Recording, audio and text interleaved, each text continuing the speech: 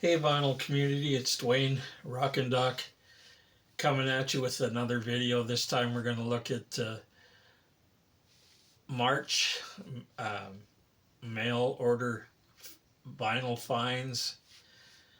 Uh, you may have heard me say in my last video that I wasn't going to do any winter driving on the highway this year.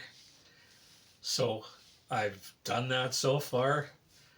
Wasn't going out on the highway unless I absolutely had to, and so far I haven't absolutely had to. So, anyways, I've been relying on getting stuff online because, as I just mentioned, I haven't been going anywhere. Like you've probably heard in other videos, is the nearest cities for me are either a 3 hour drive in either direction to get to a big city from the small community that I live in, which has doesn't really have any record stores in it. So, anyways, I've been relying once again, on online purchases. So this time around, I got some stuff from a guy in Facebook Marketplace, and I was really excited about this one. Uh, but it turns out it's not exactly the way I thought it was going to be. I'm talking about the reissue of Flower Traveling Band, their album called Made in Japan. And that title, I guess, it means more about the band being Japanese because the album wasn't recorded in Japan. But I guess I misunderstood the way the guy described it, or he didn't describe it very well. But I thought it was going to be a reissue that was like the original Japanese pressing, not look like it, but was like it. Because the original Japanese pressing of this album came in a cardboard mailing carton, and although it does have the exact replica of the original, there's the back. It did look like somebody mailed it, uh, but it's not in a cardboard mailing uh, package like the original Japanese pressing came in. Although even so, this is still a pretty impressive release. It's in a really nice heavy cardboard, uh, not a box, but a bigger sleeve. It's got a really nice glossy reproduction of the original front and back, and it also reproduced in the original when you open the cardboard mailing carton. It came in a red jacket just like this one. There's the inner sleeve with the lyrics mostly in Japanese. There's the back cover with some pictures of the band. And Flower Traveling Band was, I would consider, one of the best hard rock, kind of psych and at times bands that came out of Japan in the late 60s, early 70s. And the story goes with the Canadian band Lighthouse, actually, as the story goes, was in Japan at the Osaka Expo 70, and they ran into the guys from Flower Traveling Band, and they really were impressed with them and invited them to come to Canada. So they did and recorded this album. And if you're into 70s hard rock with touches of psych, this is a killer album, killer band. They have some previous albums. I think this is their They're like their third or fourth album. Uh, but if you get a chance, pick up anything you can find from the Flower Traveling Band. Great, great hard 70s hard rock band from Japan. And also got from the same guy because I figured, what the heck, if I bought a couple albums, the shipping wouldn't be any more than just shipping one.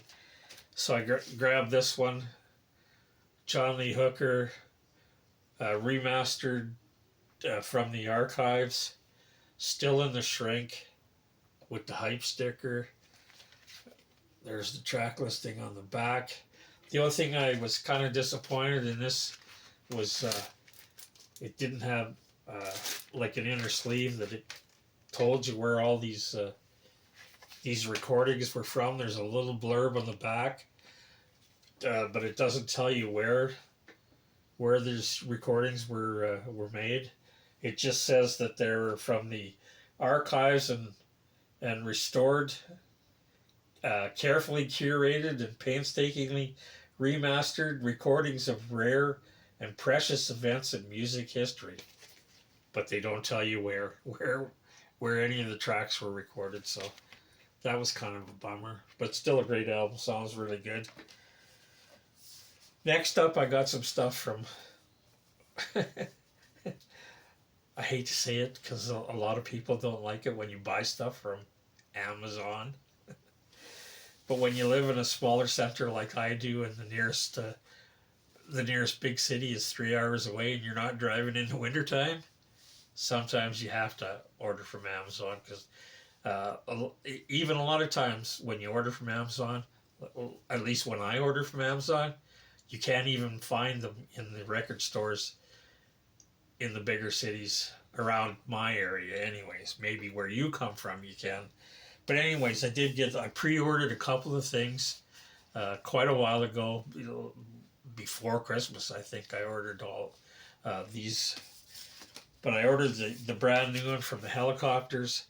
It's called Cream of the Crop, Volume 3. And these things contain tracks that don't appear in their regular albums. The Helicopters are a Swedish hard rock band going into that what I call sleaze rock. Sort of a hard rock with maybe a punky edge to them. There's the track listing on the back with some pictures of some of the singles a lot of these tracks are from. There's a blurb that tells you where each track comes from. But like I said, a lot of this stuff, there's the inner jacket, a lot of this stuff is taken from B-sides from singles and a compilation tracks that probably were originally only on CD. But this is Volume 3. I've never seen Volume 2 or Volume 1 on vinyl. I do have Volume 1 on CD. And if you go on Discogs looking for Volume 1 and 2 or 2 on vinyl, be prepared to spend a lot of money because they're pretty hard to find. And this one comes with a fold-out poster, although you get this poster. Oh! Just about dropped it on the floor. With a shot that I didn't figure was a very good shot of the band, even though it's a live setting, it's not a very good poster, in my opinion, anyways. But it's still a killer band, great album. Cream of the Crop, Volume 3. And then another pre-order that I was waiting for was the brand new one from Rob Zombie called The Great Satan.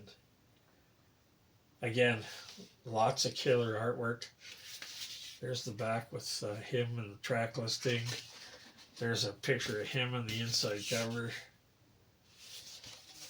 Another great album from Rob Zombie if you're into that, I don't know how you describe it, like a hard rock with a lots of kind of horror themes. So this is the brand new one, The Great Satan. Comes in this killer vinyl. I don't know how well you're going to be able to see it, but it's called Ghost Vinyl. It's just so cool. It just looks great. And then besides that, there's this big, thick booklet that comes with it. That's got all the track listings and some cool artwork. There's this. More cool artwork. The center's got a nice live shot of them in concert. So that's the brand new one from Rob Zombie, The Great Satan. Then I also got, this one wasn't a pre-order, but as soon as I found out about it, I wanted to get it. And I actually went on the band's merchandise site. But then, like what usually happens when you're ordering from the US, it's in US dollars, and the postage is usually more than what you're paying for the record. So I looked at getting the new Darts album, Nightmare Queens, directly from the band's merchandise site.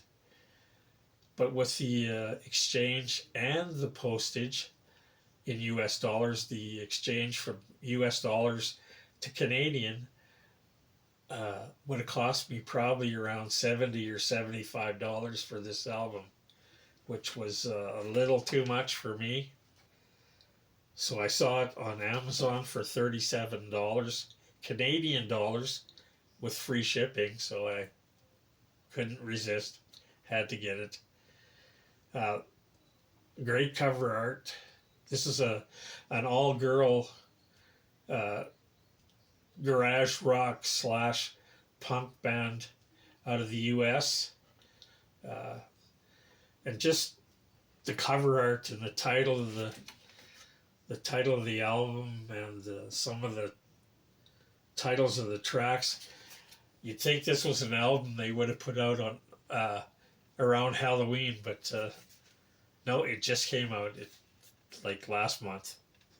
I got it as soon as it came out. But this is the Darts, their brand new one, Nightmare Queens. Great album. Highly recommended if you get a chance to get it. Comes in this gold with a little bit of black marbling. So the last one I got from that huge corporation was a guitarist that I'm not a big fan of the band that he's from. Talking about Slash. This is his latest album, Live at the Serpent Festival. There was two reasons I got this. It's a triple album. He's doing all blues covers. Second reason I got it, it was cheap. It was 27 Canadian dollars for a triple album. But I have to say I was slightly disappointed in this album. I thought it would be way more energetic than it is. I thought there'd be way more guitar jamming, even though these are blues tracks. But it was pretty low key, and I have to admit, I don't care much for the singer on this album. But the first time I listened to it, I didn't like it. I listened to it again about a week later, and I liked it a little more. So I'll give it a couple more spins, and if it grows on me, I got it for cheap for a 3-album set. If not, into the for sale bin with it. There's the inner jacket there. So that's Slash live at the Serpent Festival. So then I got some stuff from a small Canadian company.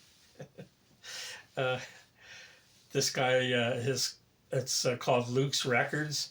He's out of the Toronto area, uh, and he's got an online mail order site, and every so often he'll send around a notification that he's got some new stuff in, and he'll put that up. And most of the time it's UK stuff because he goes over to England quite a bit and comes back with records that he puts up on his site. So I got a few things from him last time around. I got Mama's Boys, Power and Passion. I believe this is their 4th album. They're a hard rock, kind of slightly hair metal band from Northern Ireland. There's the band there in the back. So Mama's Boys. Then I also got some German power metal, Halloween, live in the UK. There's the track listing on the back. Some nice artwork here, but a little bit of damage there. Missing a couple of pieces of paper out of there. But it's no big whoop to me that it's not the sleeve's not in perfect condition, because the album's in mint condition. This is Halloween live in the UK, and I know this came out in a picture disc version too. More live stuff, a band that I don't know much about other than the early version of the band had Lemmy in it. But I saw video on YouTube of some of their early stuff live, and I really liked it. So I decided to jump in on some Hawkwind. This is Live Chronicles. This is, I'm assuming, later Hawkwind, because Lemmy isn't in this version of the band. I haven't heard it yet, so we'll see what it's like. I've been looking for some of the early Hawkwind stuff, because I understand that's some of the better stuff. Although every time I see some of those early albums, they're real pricey. So this one was a good price, so I thought I'd jump in on Hawkwind on this album. This is Live Chronicles. Also in the sort of classic hard rock vein, or hard rock or metal, is Rainbow. This is one of their albums I don't have. Straight Between the Eyes. This, of course, I'm sure everybody knows, is the band that Ritchie Blackmore formed after he left Deep Purple. And this is one of their later albums. This one's To Fill a Hole. I've still got a few that I'm still trying to get. But anyways, now I have Straight Between the Eyes from Rainbow. And then, of course, anybody that watches my videos on a regular basis knows how much I love compilation albums. So whenever I can, I grab ones that I'll think I'm gonna enjoy. So this time around, I got 3, and they're all metal ones this time. Also, here's Vile Vibes. This is a kind of a sampler record from the Peaceville label out of the UK. I believe they're out of the UK. I'm pretty sure they're out of the UK. Anyways, they put out bands that are kind of more in the doomy, sludgier kind of end of the metal spectrum. So this one has bands like Paradise Lost, Autopsy, Doom, They're an Italian doom metal band. That's probably why they're called Doom. Confessor, Toranaga. That's a few of the bands that are on there. There's the track listing on the back. And here's another. This is an early metal compilation that probably most people are familiar with. The Metal for Mothers. This is the first volume. I know they had at least another one, maybe 2 volumes of this, 2 other volumes. But this, like I said, is the first. Has some early Iron Maiden, some Angel Witch and Samson, Praying Mantis, bands like that. There's the track listing. And at the time, they were cheap. And like I said, there's at least 1, maybe 2 other volumes of this series.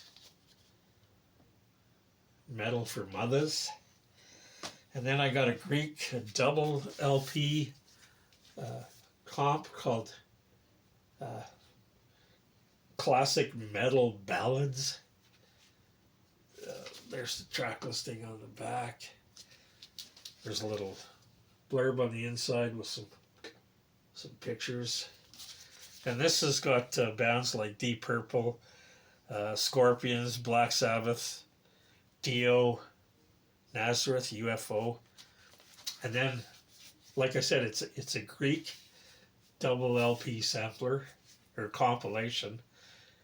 But there's some bands on there that, I don't know, I wouldn't go as far as to call them metal. Bands like 38 Special, King Crimson, Genesis, Black Crowes.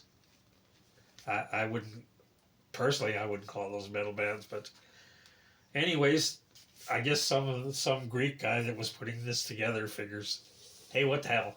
We'll throw it on there. The classic metal ballads with also some Greek band that I'm not even going to attempt to try and figure out what that says. And there's the track listings on the back there. So that was it for my my March online vinyl finds. The snow's all starting to melt away, but this is Alberta. You never know. We could 1 week the snow's all melted, it's almost gone. The next week you get a big blizzard and it's all back again. So anyways, that still could happen, but anyways, it's getting closer to spring. And I guess I should let you know, if this video is probably going to go up on Friday, April 10th, which is a special day for me. I'm not going to tell you. Anyways,